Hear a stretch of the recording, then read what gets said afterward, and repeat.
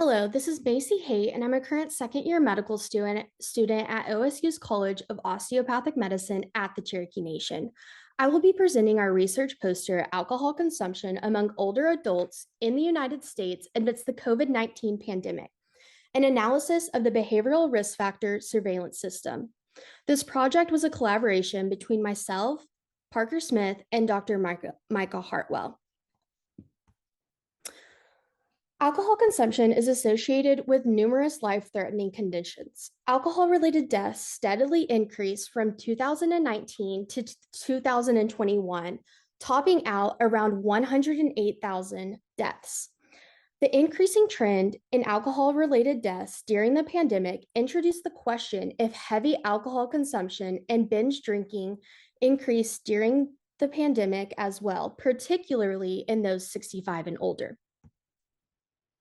Our objectives were to assess alcohol consumption in individuals older than 65 before, during, and after the COVID-19 pandemic.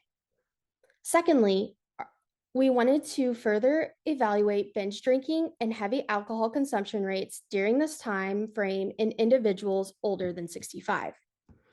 In order to do this, we performed a cross-sectional analysis of the behavioral risk factor surveillance system, or BRFIS, to determine whether rates of overall alcohol consumption, heavy consumption, or binge drinking deviated from 2017 through 2021.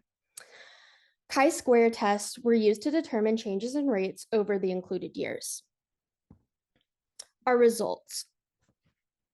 The impact of COVID-19 on drinking behavior in US adults over the age of 65 was minimal in terms of binge drinking or heavy drinking, as you can see by these lines here, while overall rates of alcohol consumption among this group had a steady decline throughout 2017 through 2021. So the impact of COVID-19 on drinking behavior of US adults seemed to be minimal in terms of binge drinking or heavy drinking, while overall rates of alcohol consumption among this group declined. This is counter to reports among other US age groups reporting increased consumption, leading to an increased death rate. Due to challenges presented by the COVID-19 pandemic, social support decreased, leading to poor stress coping mechanisms such as reverting to alcohol consumption, especially in high-risk populations. Our study identified a possible population, older adults 65 years and older, who mitigated suboptimal stress-induced coping mechanisms. Therefore, further research is imperative to determine what measures, if any, the 65 plus population used in this study to prevent increase in alcohol consumption rates. Recommendations for future research would include identifying behavioral risk factors associated with this population during this time frame. By identifying factors associated with the decrease in alcohol consumption, preventative public health efforts can be made to support high-risk populations during traumatic times.